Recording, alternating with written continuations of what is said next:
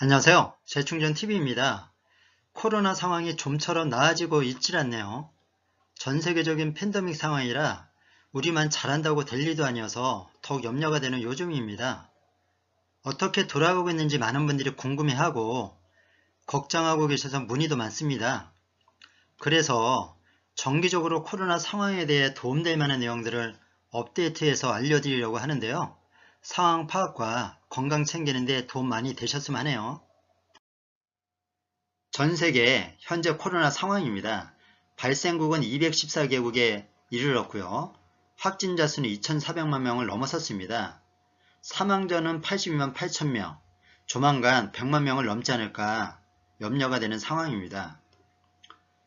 매일 16만 명 이상이 확진자가 나오고 있고요. 사망자는 4천 명 이상이 나오고 있습니다. 확진자 발생이 가장 큰 세 나라의 현재 상황은 이렇습니다. 미국 590만 명이 넘었고요. 사망자가 18만 명 이상이 됐고요. 브라질이 367만 명 이상이 됐고 사망자가 11만 6천 명. 인도가 323만 명, 사망자는 5만 9천 명 이상이 됐습니다. 그래서 이 세 나라에 매일 나오는 확진자가 3만 명 이상이 되고 있고 사망자도 1000명 안팎으로 많이 나오고 있는 추세입니다. 조만간 인도가 브라질을 제끼고 미국 다음으로 확진자가 가장 많이 나오는 그런 나라가 될 것 같습니다. 우리나라의 주변국들은 어떤지 한번 볼까요?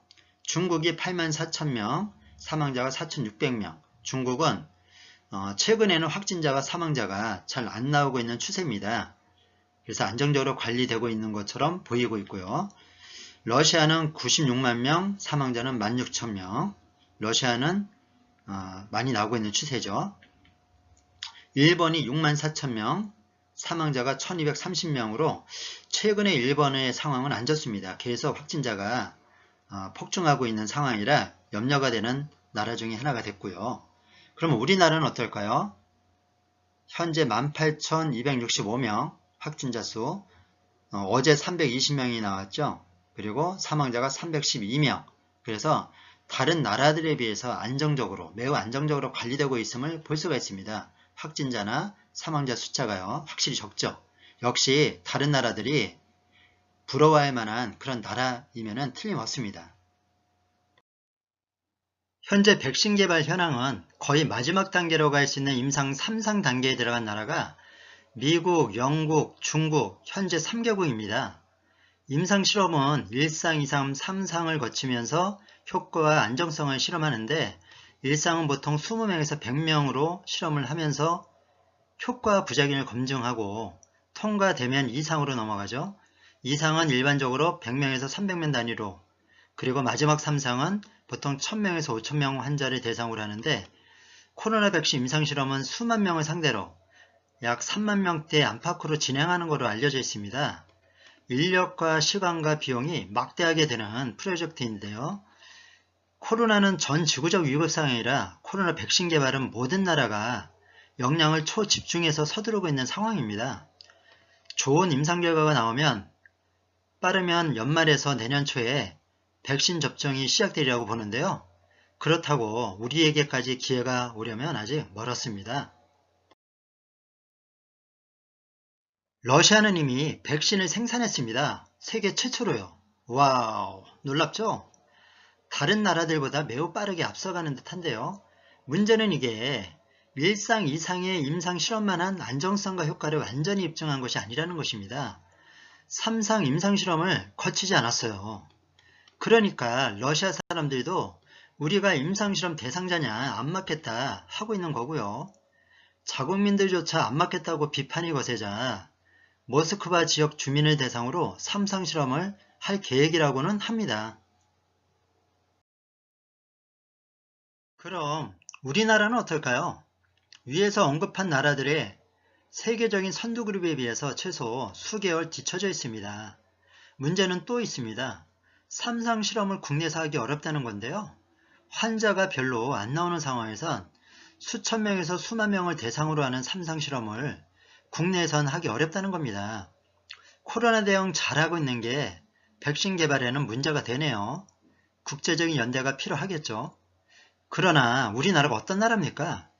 개발 인프라나 잠재력 면에선 세계 최고 아니겠습니까?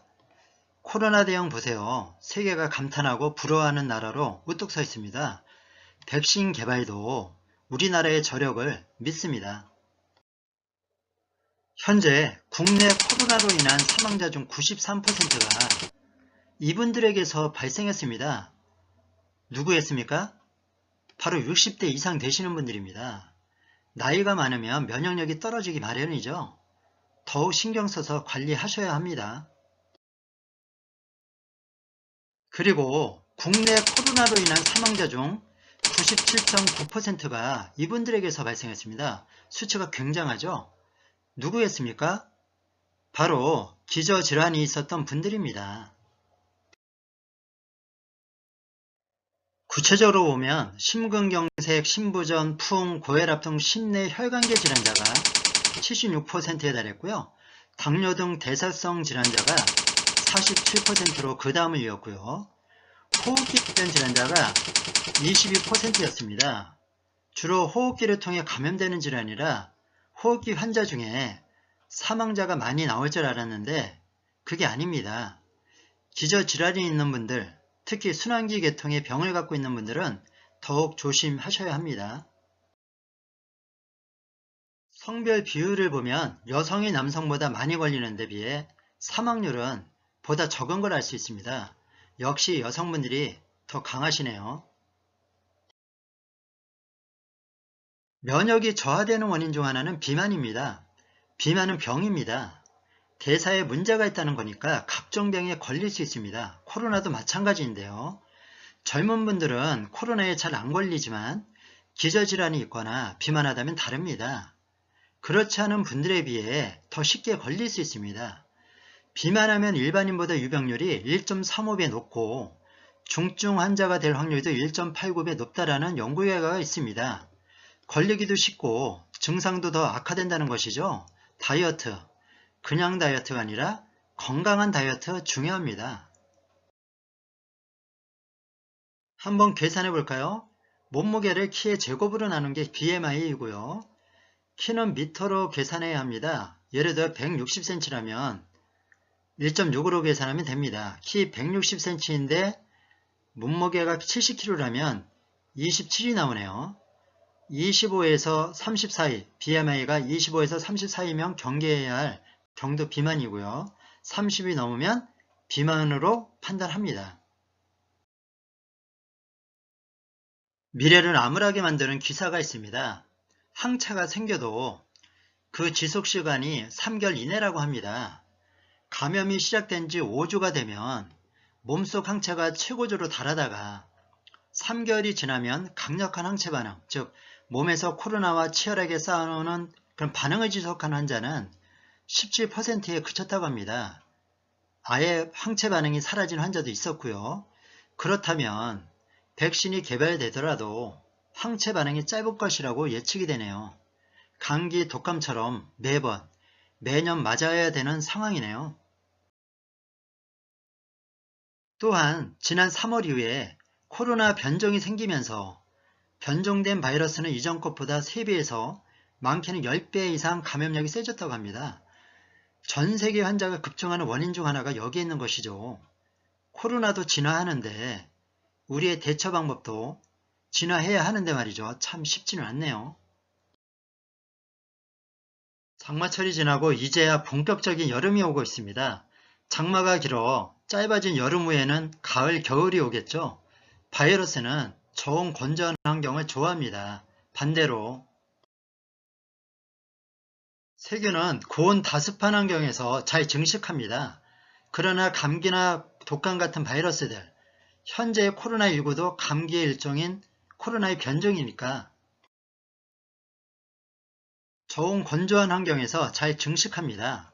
게다가 건조하면 습할 때보다 비말이 더 작아져 공기 중 전파가 잘 됩니다. 가을, 겨울 확산에 만반의 대비를 잘 해야겠습니다.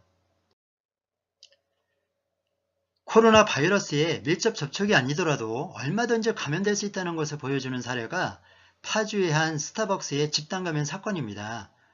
이 감염의 특징은 밀폐된 2층에서 마스크를 안 쓴 사람들이 집단으로 감염됐다는 것이 아니라 전파자와 멀리 떨어져 앉았는데도 감염됐고 10분간 머물렀던 사람도 심지어 1층에 있다가 2층 화장실에 잠깐 들린 초등학생도 감염됐다는 데 있습니다. 가장 큰 원인으로 추정되는 것이 에어컨 바람에 의해 비말이 확산되어 넓게 퍼졌다는 것인데요.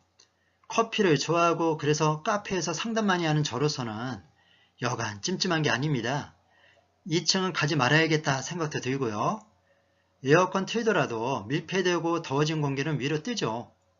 그래서 1층보다 2층이 더 덥잖아요. 공기가 나갈 것도 별로 없다 하면 더 하겠죠. 카페나 식당 등 많이 사람이 모이는 장소는 가급적 피하고 가야만 한다면 마스크는 필수입니다. 이제는 많이 아시고 잘 지키고 계실 생활 수칙들입니다. 마스크 기본이죠. 손 자주 씻어야 되고요. 입안 청결제 각을 자주 해도 좋습니다. 얼굴로 손을 가져가면 감염될 가능성이 높으니까 조심해 주셔야 되고요. 전철이나 버스를 이용했을 때 공용 제품을 만졌을 때는 휴대용 손소독제로 자주 소독해 주는 게 좋고요. 카페나 식당을 방문할 때는 이왕이면 사람이 적은 곳, 환기가 잘 되거나 아니면 바람이 잘 통하는 외부에 있는 테이블을 이용하시는 것이 훨씬 좋습니다. 거리 2m 두기. 자, 쉽지 않지만 해봅시다. 아프면 무조건 쉬자. 만약에 코로나라면 많은 분들에게 피해를 줄 수 있잖아요. 그리고 마지막, 결국 면역력입니다. 체력은 국력이라고 하죠. 각자 면역을 높이는 것이 체력이고 나아가서는 국력입니다. 운동도 열심히 하시고 항산화 영양소도 적극 섭취해서 면역력을 높이시다. 결국 감기처럼 코로나가 일상이 될 것이기 때문입니다. 내용들이 마음에 드셨다면 좋아요도 꼭 눌러주시고 구독 신청도 꼭 해주세요. 이상 재충전TV였습니다. 감사합니다.